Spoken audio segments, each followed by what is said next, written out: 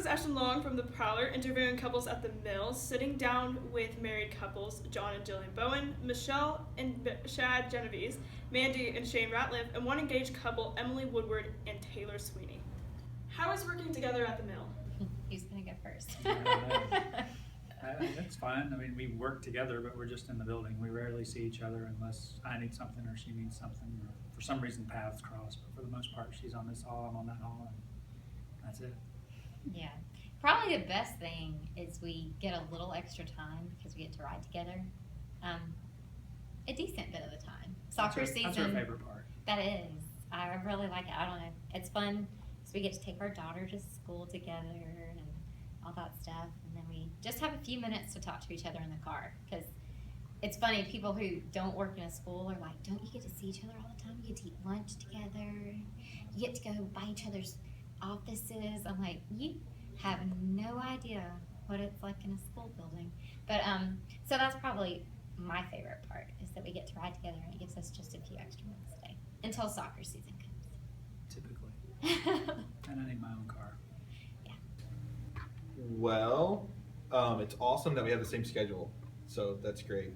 I like to travel, so she's usually free. She can't lie about it. It's like, hey, anything going on this week? She can't tell me she has to work. That's so true. So, like this week we'll go to like, we're going to Nashville and we're doing a bunch of stuff. So that's awesome. The coaching aspect of it makes it tough because we both coach. So there are big stretches of the year where we're both super busy and we don't really get to see each other a lot. So like basketball right now is pretty crazy. Do you ever bounce ideas off of each other? No, not usually. Most of the time we kind of keep our distance. We don't really do a lot together during the school day. We It's- kind of stay separate. Yeah, for the most part. Sports will bounce ideas off Yeah. each other, but no, not at this point. I haven't.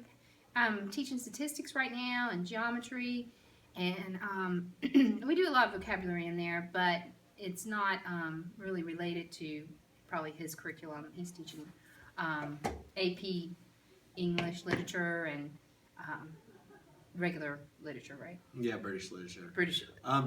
Yeah, the only thing, there was like, I'm going to brag on Michelle for a little bit here, but there was an article that she wrote and that was published in a Math magazine. This was like 7-8 years ago, was it? 2006. 2006, so yeah, 10 years ago.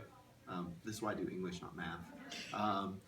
And like we talked a little bit about stuff like that, but it's very, very rare. Sometimes I might ask like a statistical question when I'm like, hey, I want to figure out the correlation and data analysis of like test scores. Sounds like fun, huh? But yeah, it helps out. That was kind of cool. I guess the biggest advantage, and this is not necessarily a building thing, but of having both of us in the same field is just we understand the stresses, we understand the time commitment, because sometimes people think, teacher's 8 to 4 job, you go home, you're done, blah, blah, blah. It's really easy to kind of understand what somebody else is going through, like just, wow, there's a lot of paperwork right now, or something else along those lines, so that we can cover for one another, and that's really, really cool. Not at work necessarily. Yeah. Me, English and math, maybe just if I'm talking about a problem I'm having at trying to put something together in class, then she'll throw ideas at me and vice versa, or she'll talk about things that she's going to do in class. Do you think this will work? Or, you know, I'm always telling her test her way too hard and I need to come in and just bless all the kids so they can pass them. But, you know, things like that. So we get feedback, but it's not in the different subjects. It's not always kind of correlated. Yeah, it's probably more like teaching styles and stuff, but recently in my creative writing class, we were talking about graphs and things like that. And Yeah, I got an emergency text. Come quickly and explain what this means. it was just something goofy that the kids had done. It was a scale that one of the kids had come up with, and so they were like, we need the algebraic equation for this. So I texted him. I did get a cheer when I came in, so that was nice. Yeah, well, since we're in completely different subject areas, we don't really get to do that. We collaborate a lot in the spring. Yeah, She's with my soccer. unofficial assistant coach, so she's constantly telling me what I should have done. Which she didn't do for the maybe first 3 weeks of the soccer season the first year we were married, but then once she figured out the game, she's got it under control. So we collaborate a lot on soccer and whether I'm being nice or not. Sometimes you need help. Isn't that true? So. No, we probably do with soccer, yeah. Because I used to keep stats until Catherine came along. And it's kind of hard to keep stats when you're chasing a 2-year-old. Yeah, she's slacking off. So. Yeah. I give her a break now. Do you guys ever vent to each other about school? I do probably more than him. Yes. It's mutual. We both vent a little bit here and there, but most of the time it's either athletics or school. Most of the time it's athletics. Well, we do ride together, so yeah. Yeah, that's pretty consistent, but it's not just school. I mean, being married, you tend to vent about whatever. I mean, she's my person, I'm her person, so if you got something that's bugging you, that's who you talk to. But yeah, school definitely comes up. But it's also kind of cool because, like, since we do get to ride together, we typically try to, I don't know, cut it I out talk by her the off time the we get ledge. home. I talk you off the ledge too. That was my- We stress out about different things. So, like, something that stresses me out completely, he'll be like, it's okay. And he'll make me see reason. And then if he stresses out, which does happen because you're giving me that look like, when he stresses out, I can usually make him see reason too. So, Or at least give me a cookie. yes. How do you separate school from home life? We don't. I don't think you can.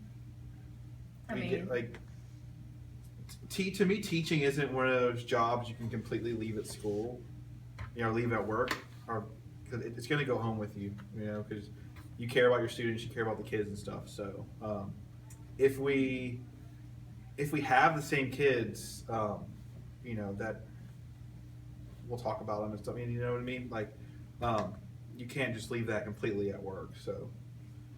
not to mention extracurriculars. I mean, Yeah. it's at night, it's on the weekend. You can't. So there's really no getting away from it. Summer's about the only time we can completely leave it at 2 separate things because we don't have to go to work. Oh, school comes home all the time. I don't know if we ever stop school. We're continuously doing school. All the time. But that's just normal. I mean, you bring home homework, you bring home things to do, grading. So we trade on and off who is going to play with Felicia or do things with her, and the other person gets to grade for a while, and then so it's both. It goes back and forth. We both have grading we bring home. We both have planning to do for our classes, and so school comes home quite often.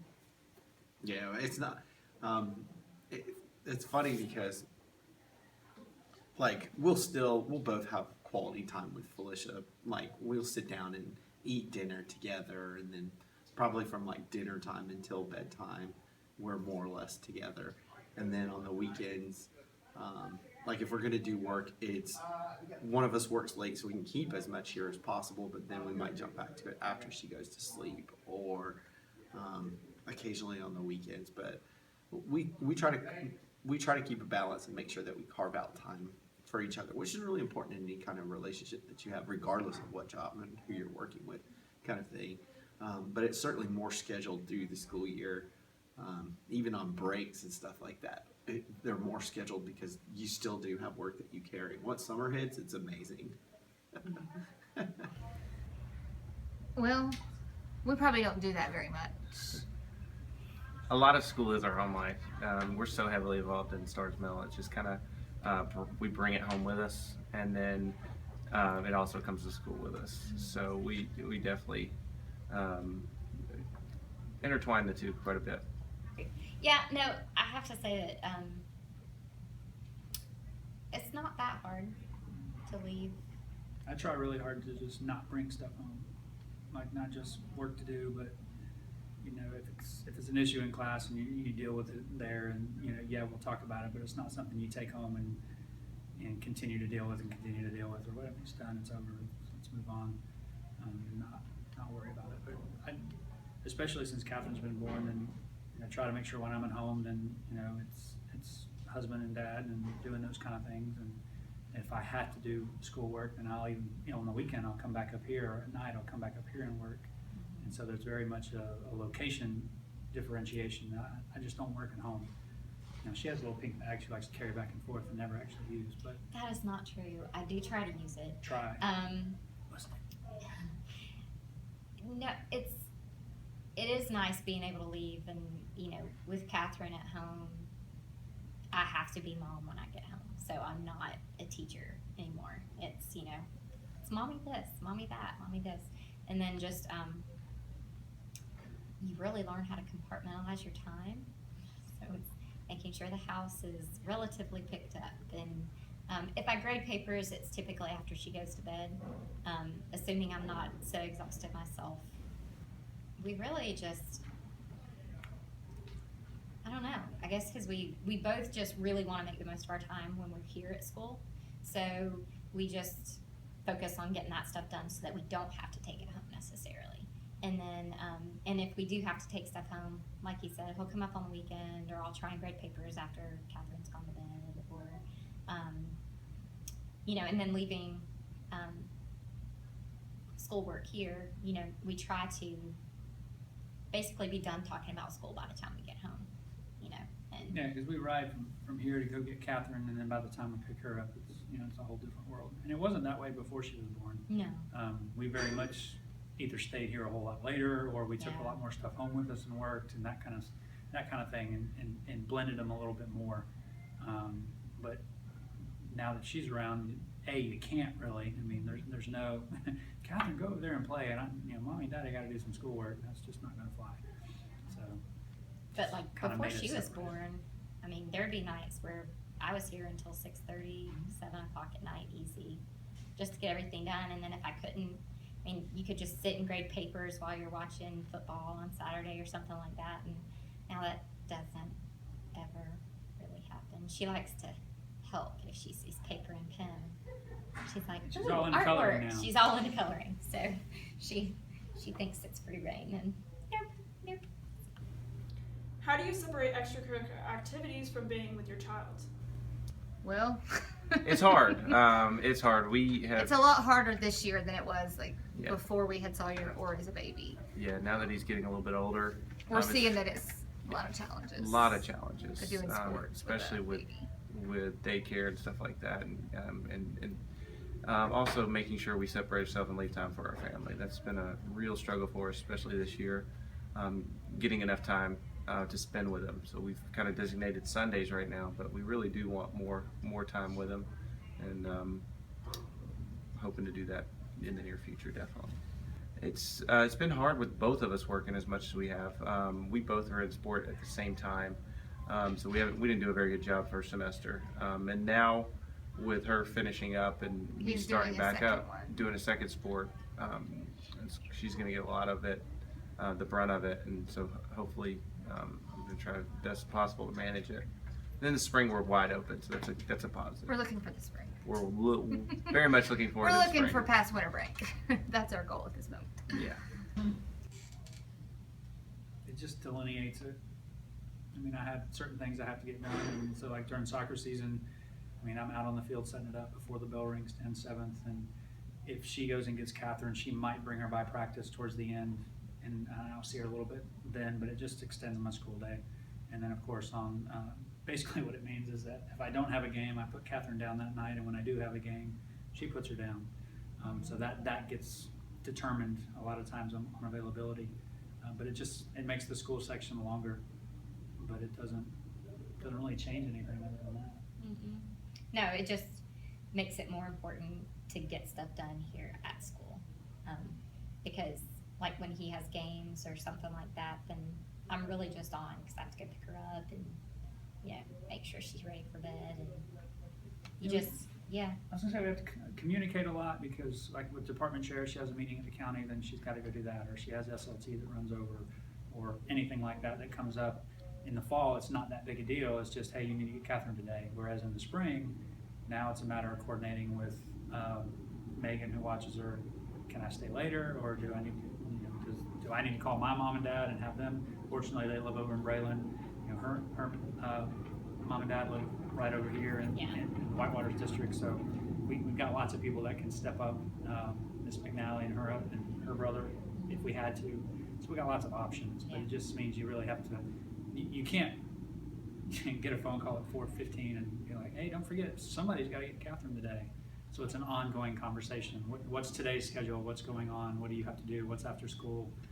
If anything comes up. And then we have our home emails. We have a Google Calendar, so we both loaded it on our phone. So anything that applies after 4 o'clock gets put on that calendar.